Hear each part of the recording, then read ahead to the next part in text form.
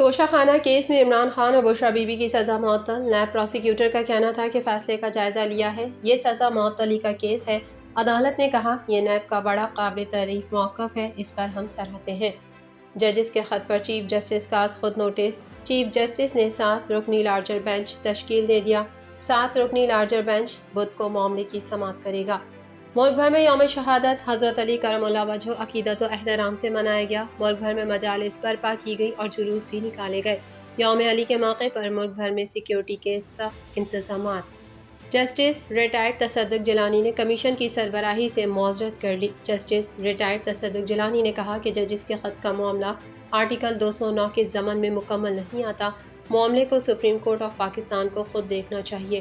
کراچی میں آخری روزوں میں گرمی کی شدت بڑھنے کا امکان۔ محکمہ موسمیات نے پہاڑوں پر برف باری کا امکان بھی ظاہر کیا ہے۔ اسلام آباد اور گرد و نواح میں مطلع جزوی ابر آلود رہے گا۔ کینیڈین وزیر خارجہ غزہ کے بارے میں سوال پر برہم۔ میلانی جولی نے موبائل سائل کے منہ پہ دے مارا۔ سوشل میڈیا صارفین کی کینیڈین وزیر خارجہ پر تنقید۔ پاکستان بھر میں نمائندگان کا وسیع نیٹ ورک، ہر خبر جاننے کے لیے دیکھتے رہیے TNN TV۔ Islamic Finance TV, the only TV channel of the fastest growing Islamic economy in the world and the prime mover of Islamic finance news. Follow us on our social media handles and watch our reports and educational program at www.islamicfinancetv.com. For advertisement, please contact us at islamicfinancetv@gmail.com.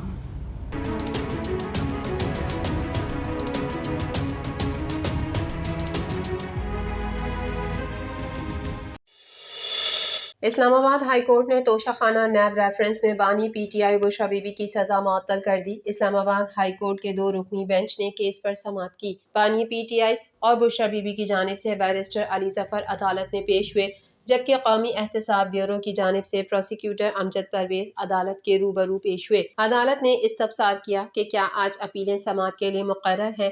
Appeal شروع نہیں کریں گے، اگر آپ چاہتے ہیں تو سزا معطلی پر دلائل دے دیں۔ وکیل علی ظفر نے کہا ہم سزا معطلی کی بجائے مرکزی اپیل پر دلائل دیں گے۔ چیف جسٹس عامر فاروق نے ریمارکس دیے کہ سائفر کیس کل سماعت کے لیے مقرر ہے، جو کچھ دنوں میں مکمل ہو جائے گا۔ توشہ خانہ کیس آج سن کر کل سماعت کے لیے نہیں رکھ سکتے۔ سائفر کیس میں FIA کے دلائل شروع ہونے ہیں، ہمیں نہیں معلوم وہ کتنا وقت لیتے ہیں، ہم توشہ خانہ کیس کو عید کے بعد رکھ لیتے ہیں۔ جسٹس میاں گل حسن اورنگزیب نے نیب پروسیکیوٹر سے پوچھا کہ کیا نیب سزا معطلی پر کوئی موقف پیش کرنا چاہتے ہیں۔ نیب پروسیکیوٹر نے کہا کہ فیصلے کا جائزہ لیا ہے، یہ سزا معطلی کا کیس ہے، ہمیں سزا معطلی پر کوئی اعتراض نہیں، تاہم اپیلیں ابھی نہیں سنی جا سکتی۔ اس پر عدالت نے کہا کہ یہ نیب کا بڑا قابل تعریف موقف ہے، اس پر ہم سراہتے ہیں۔ بانی پی ٹی آئی کے وکیل نے استدعا کی کہ سزا کے ساتھ سزا کا فیصلہ بھی معطل کر دیا جائے۔ جسٹس میاں گل حسن اورنگزیب نے کہا کہ وہ معاملہ سپریم کورٹ میں ہے، ابھی اس کو چھوڑ دیں۔ عدالت نے توشہ خانہ کیس میں بانی P T I Bushra Bibi کی سزا معطل کر دی۔ نیب پروسیکیوٹر کے بیان کی روشنی میں یہ سزا معطل کی گئی۔ واضح رہے کہ رواں برس 31 جنوری کو توشہ خانہ کیس میں بانی پی ٹی آئی اور ان کی اہلیہ بشریٰ بی بی کو 14 سال قید بامشقت کی سزا سنائی گئی تھی۔ احتساب عدالت اسلام آباد کے جج محمد بشیر نے اڈیالہ جیل میں توشہ خانہ ریفرنس کا فیصلہ سناتے ہوئے بانی پی ٹی آئی اور ان کی اہلیہ کو کسی بھی عوامی عہدے کے لیے 10 سال کے لیے نااہل بھی کر دیا تھا۔ احتساب عدالت نے بانی P T I Bushra Bibi پر مجموعی طور پر 1,57,40,00,000 جرمانہ عائد کیا تھا۔ اسلام آباد ہائی کورٹ کے 6 ججز کے ISI پر الزامات پر چیف جسٹس نے از خود نوٹس لیتے ہوئے معاملہ سماعت کے لیے مقرر کر دیا، جس کے لیے 7 رکنی لارجر بینچ تشکیل دے دیا۔ میڈیا رپورٹس کے مطابق چیف جسٹس قاضی فائز عیسیٰ نے 6 ججز کے الزامات پر مبنی خط کا نوٹس لیتے ہوئے درخواست سماعت کے لیے مقرر کر دیا، جس کے لیے 7 رکنی لارجر بینچ تشکیل دے دیا۔ بینچ میں جسٹس اطہر من اللہ، جسٹس مسرت ہلالی، جسٹس نعیم اختر افغان، جسٹس منصور علی شاہ، یحییٰ خان آفریدی، جمال خان مندوخیل اور دیگر شامل ہیں، جبکہ چیف جسٹس بینچ کے سربراہ ہیں۔ 7 رکنی لارجر بینچ بدھ کو 11:30 بجے معاملے کی سماعت کرے گا۔ ذرائع کے مطابق از خود نوٹس لینے کے لیے معاملہ 3 رکنی کمیٹی کے سامنے زیر غور آیا۔ چیف جسٹس پاکستان کی سربراہی میں جسٹس منصور علی شاہ اور جسٹس منیب اختر پر مشتمل پریکٹس اینڈ پروسیجر کمیٹی نے از خود نوٹس لینے کی منظوری دی۔ کراچی سمیت آج ملک بھر میں 21 رمضان یوم شہادت حضرت علی کرم اللہ وجہہ عقیدت و احترام سے منایا گیا۔ یوم علی کرم اللہ وجہہ کی مناسبت سے ملک بھر میں مجالس برپا کی گئیں اور جلوس بھی نکالے گئے۔ کراچی میں یوم حضرت علی کرم اللہ وجہہ کا جلوس دوپہر 1 بجے برآمد ہوا۔ جلوس ایم اے جناح روڈ، ریگل چوک، پری ڈی اسٹریٹ سے گزر کر شام 7 بجے حسینیہ ایرانیہ کھارا در پر اختتام پذیر ہوا۔ جلوس کے اوقات میں ٹریفک کو گرو مندر چوک سے آگے جلوس کی روٹ پر جانے کی اجازت نہیں تھی۔ مرکزی جلوس سے قبل ضمیر الحسن ٹرسٹ کے زیر اہتمام مرکزی مجلس کا انعقاد ہوا، جس سے علامہ ریحان حیدر رضوی نے خطاب کیا۔ مجلس کے بعد جلوس، علم و تابوت اور ذوالجناح برآمد ہوئے۔ جلوس کی قیادت بوتراب اسکاؤٹس کر رہے ہیں۔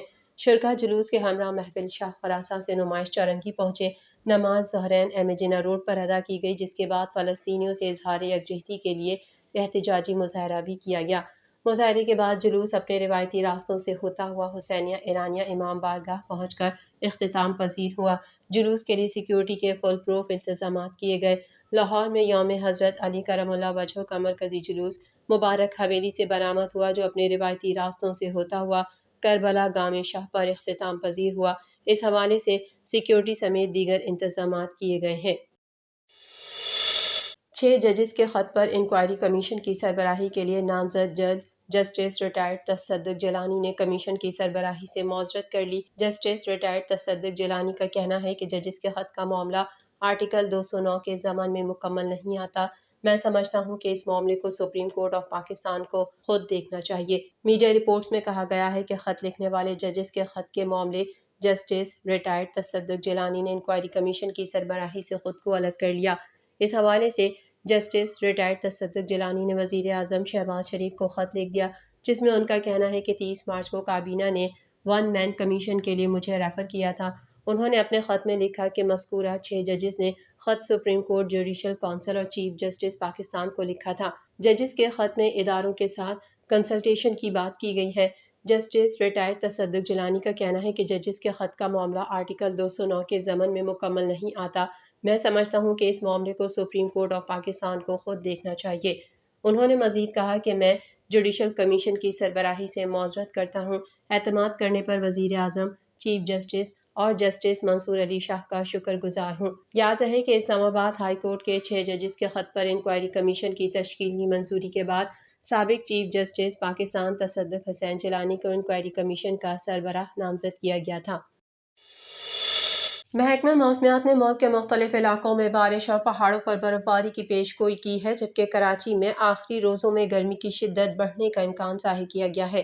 محکمہ موسمیات کے مطابق اسلام آباد اور گرد و نواح میں مطلع جزوی ابر آلود رہے گا۔ مری گلیات میں تیز ہواؤں کے ساتھ بارش کا امکان ہے۔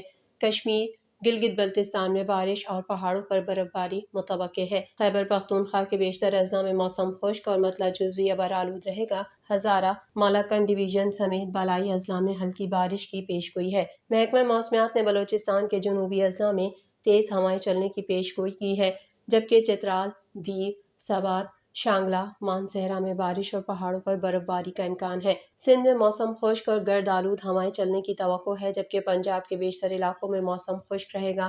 اٹک، چکوال، جہلم، سیالکوٹ میں بارش کا امکان ہے۔ محکمہ موسمیات کے مطابق گزشتہ 24 گھنٹے میں سب سے زیادہ بارش بالاکوٹ میں 38 ملی میٹر ریکارڈ کی گئی، پشاور میں 24 اور ایبٹ آباد میں 34 ملی میٹر بارش ہوئی۔ محکمہ موسمیات کا کہنا ہے کہ کراچی میں آئندہ دنوں موسم گرم اور خشک رہنے کا امکان ہے۔ 7 اور 8 اپریل کو درجہ حرارت 36 سے 38 ڈگری سینٹی گریڈ تک پہنچ سکتا ہے۔ محکمہ موسمیات نے یہ بھی بتایا ہے کہ عید کے دنوں میں سمندری ہوائیں بحال ہونے سے گرمی کی شدت میں کمی متوقع ہے۔